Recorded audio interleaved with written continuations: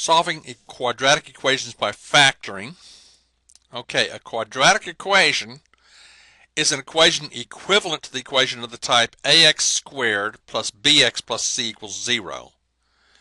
The key here is you have an x squared term. That makes it a quadratic equation. Okay?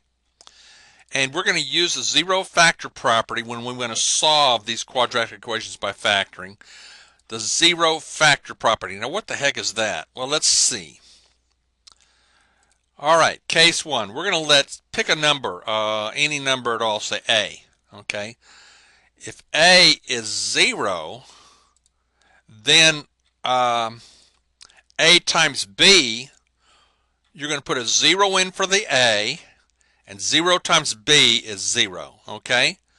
So if a is 0, then a times b is 0. Okay? Now that's case 1. Now we have a case 2 where we have a number b, which is 0.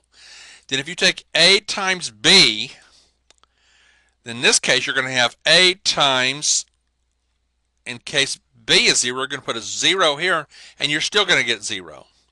So when case 1 happens, or case 2 happens, the product a times b is going to be 0. Now, there's a case 3, okay?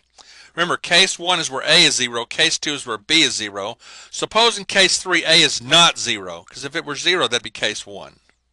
Okay, case 1 where a is 0. So we're not going to let a be 0, and we're not going to let b be 0, because that'd be case 2.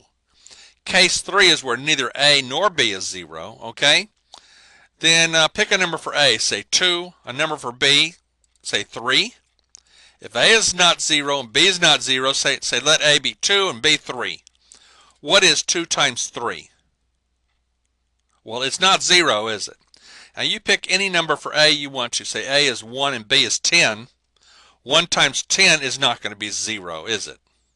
Okay? So if case 3 happens and neither one of those numbers is 0, then you're not going to get 0 for a product. So if the product is 0, then either case 1 must be true, in other words, a is 0, or case 2 must be true, where b is 0, okay? So you're starting off with a times b equals 0, and either a's got to be 0 or b's got to be 0, all right? One of those must be true, because case 3 can't be true. One of them has to be, what, 0, if you're going to get 0 for a product.